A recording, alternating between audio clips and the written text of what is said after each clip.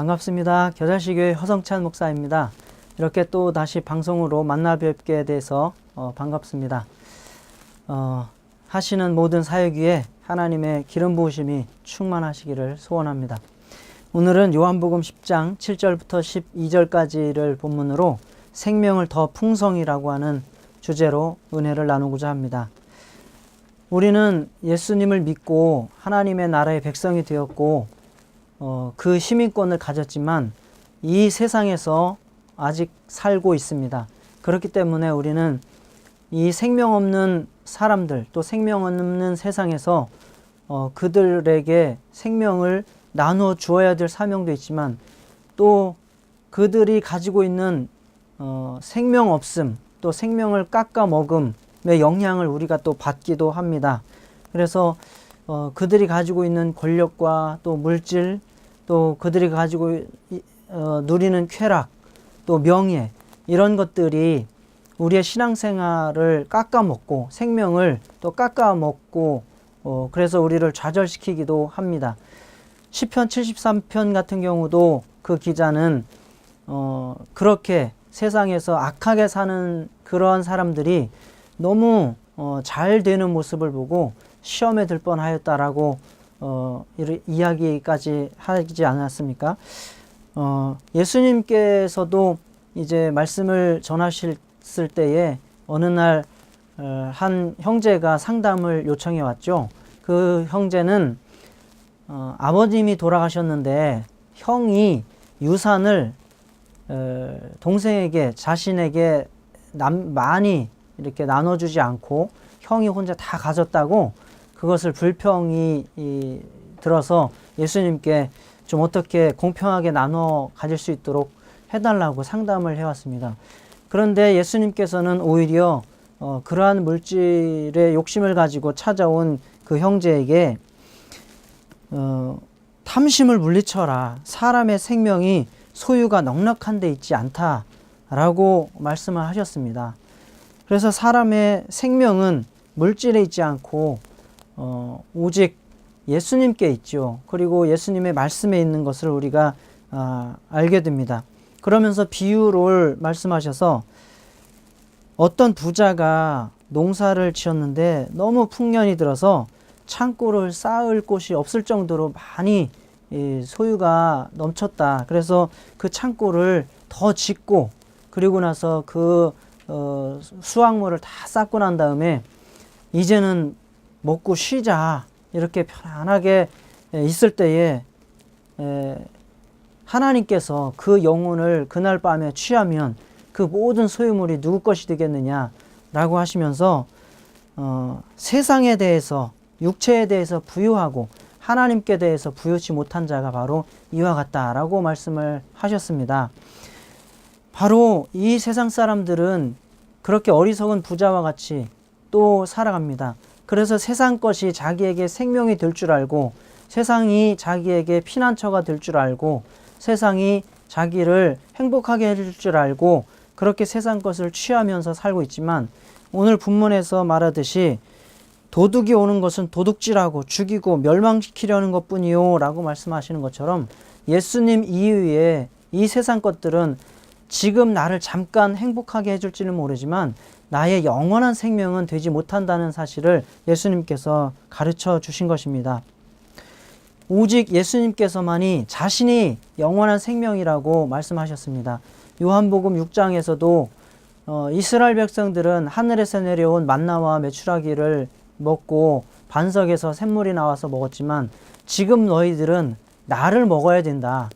내 피를 마셔라. 이것이 너희의 영원한 음료수고 내 살을 먹어라. 이것이 너희의 영원한 생명 양식, 떡이다. 이렇게 말씀을 하셨고, 또 요한복음 6장 63절에도 이어서 내가 너희에게 이른 말이 영이요 생명이라 라고 말씀을 하셨습니다. 우리는 예수님께서 우리의 영원한 생명이 되시고 그분의 말씀을 또 지키는 것이 우리에게 생명임을 깨닫고 이것을 반드시 지켜야 됩니다.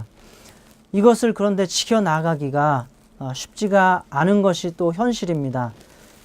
이제 명절이 다음 주에도 열흘의 휴가와 함께 찾아오는데 믿지 않는 친지들과 친구들과 이렇게 만나다 보면 또 그들에게 우리가 영향을 미치는 것이 아니라 또 그들에게 영향을 받을지도 모릅니다. 그래서 우리가 생명을 더 풍성히 하고 이 생명을 지키고 전파하는 것이 중요합니다.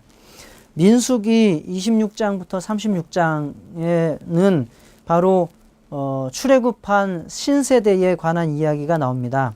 신세대를 재정비하시는 26장에 인구조사가 나오고 그 이후에 이제 신세대의 출발이 다시 시작이 되는데 27장과 36장에 반복되는 이야기 하나가 있습니다. 그것은 바로 슬르보핫 딸들의 이야기입니다. 슬르보핫이라고 하는 사람은 출애굽한 인물인데 그에게는 아들이 없었습니다. 아들이 없었고 딸만 5이 있었는데 이제 그 민수기에서도 계속해서 가나안 땅에 너희들이 정착을 하게 되면 어떻게 땅을 분배하라라는 말씀을 계속해서 주셨습니다. 그런데 아들들에게만 땅이 소유가 돌아가고 딸들에게는 미치지 못하게 되는 것을 알고 이 슬로보앗의 딸들은 고민을 하다가 이제 모세에게 찾아가서 그 사정을 이야기하게 되는 내용인데요. 이 슬로보앗의 딸들은 정말 우리가 지금으로 생각해 봐도 너무 불쌍한 처지입니다. 시집을 가지 않았고 부모가 다 없습니다. 그리고 딸이 5입니다. 그러면 우리가 볼 때에 20대에서 10대까지 아니면 더 어릴지도 모릅니다. 그렇게 험한 광야 생활을 지내는 동안 정말 여자는 또 그렇게 사람으로도 치지 않던 소유물로 여기던 그러한 시대에 딸만 5 있는 그 슬로보앗의 딸들, 그 여인들이, 어린 아이들이 어떻게 정말 믿음을 지켰는지 그 믿음을 우리에게 알려주시고자 하시는 내용이 바로 이렇게 반복해서 27장 1절부터 11절, 36장 1절부터 13절까지 나옵니다. 그래서 이 슬로보앗의 딸들은 굉장한 믿음을 가지고 우리에게 도전을 주고 그 신세대들의 믿음의 모범이 되는 것입니다. 이 이스라엘 사람들이 광야를 이제 와서 광야를 돌아다닐 때에 그들의 상황을 우리가 좀 이해해 봐야 됩니다. 우리는 너무 쉽게 그들은 40년 광야 생활해서 정착했지 라고 이야기를 하지만 출발을 해서 출애굽을 해서 광야를 끝도 없이 헤매고 돌아다닙니다. 정말 괴롭고 힘듭니다. 덥고 춥고 짐승도 있고 쉴 곳도 편하지도 않고 마음대로 자기가 먹고 싶은 것을 먹을 수 있는 것도 아니고 지금 수십 년 동안을 그렇게 헤매고 다녔습니다. 그런데도 앞으로 언제 또 어떻게 정착을 하게 될지 보장도 없습니다. 그렇게 막막하고 힘들고 어려운 상황 속에서 모세는 계속해서 이제 가나안 땅을 하나님께서 주시겠다라고 약속을 전하고 있습니다. 그러니 그 상황에서 모든 사람들은 그 모세의 말을 믿기가 힘듭니다. 이제까지 지나온 세월도 힘들고 앞으로도 언제 정착한다라고 하는 확실한 보장이 없기 때문에 그들이 당하고 있는 현실과 고통이 너무 힘들어서 모세를 향해서 원망하는 것은 너무나 당연합니다. 그리고 대부분의 이스라엘 사람들은 그렇게 불평불만을 쏟아 놓았습니다. 그러나 슬르보앗의 딸들, 그 어린 불쌍한 처지에 있던 5 딸들은 모세의 말, 이제 가나안 땅에 정착할 것이다. 그리고 들어가면 거기서 땅을 분배해 줄 것이다. 라고 하는 말씀을 너무 확실하게 확신을 가지고 믿었다는 이야기입니다. 그래서 자신들이 그 땅을 소유하지 못하는 것을 안타깝게 여기면서 모세에게 찾아가서 구하였고 또 모세는 하나님께 구해서 그 슬로보앗의 딸들 5명이 같은 지파 내에서 결혼하는 것을 전제로 땅을 소유할 수 있도록 분배받을 수 있도록 해 주었습니다.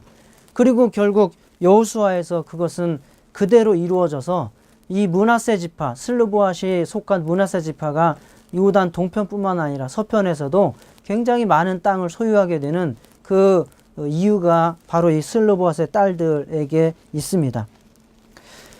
당장 눈에 보이는 것은 정말 광야 절망적 상황이었지만 하나님의 약속이 현실이요 실제임을 믿음으로 말미암아 그들은 정말 장래를 소망하면서 하나님의 말씀을 순종하고 또 따르고 그대로 믿고 그 광야의 어려운 현실을 이겨나갈 수 있었던 것입니다. 하나님을 예배하고 또 섬기는 우리들은 바로 내일의 빛 아래서 오늘을 살아가는 자들입니다. 즉 하나님의 약속의 말씀이 바로 지금 우리가 살아야 할 현재입니다. 비현실적이고 비합리적인 하나님의 약속이고 말씀이지만 그것을 확실하게 이루어질 것이라고 믿고 신뢰하는 것이 바로 우리가 생명을 지키고 풍성케 하는 방법입니다. 현재 나의 절망을 넘어서 당당하게 참 생명 되신 목자 예수님을 드러내는 길입니다. 믿음은 바라는 것들의 실상이요 보이지 않는 것들의 증거라고 말씀하셨습니다. 하나님의 약속이 또 하나님이 말씀이 우리가 당장 눈에 보이지 않더라도 그 약속을 믿고 그대로 순종하는 삶, 그 삶이 바로 하나님의 생명이 우리 안에 풍성케 되고 생명 되신 예수 그리스도를 세상에 드러내는 길입니다. 고린도서 4장 18절부터 또 5장 1절에도 우리가 주목하는 것은 보이는 것이 아니요 보이지 않는 것이니 보이는 것은 잠깐이요 보이지 않는 것은 영원함이니라 이렇게 말씀했고 땅의 장막집이 무너져도 우리가 그것을 슬퍼하지 않는 것은 영원한 집이 우리에게 기다리고 있기 때문이다 라고 말씀을 하고 있습니다. 우리는 세상 사람들 또 권력에 명예에 또 쾌락에 취해 있는 세상 사람들을 쫓아갈 것이 아니라 우리에게 있는 영원한 나라 또 영원한 소망 영원한 생명을 우리가 누리면서 전해줄 수 있는 저와 여러분 되시기를 소망합니다.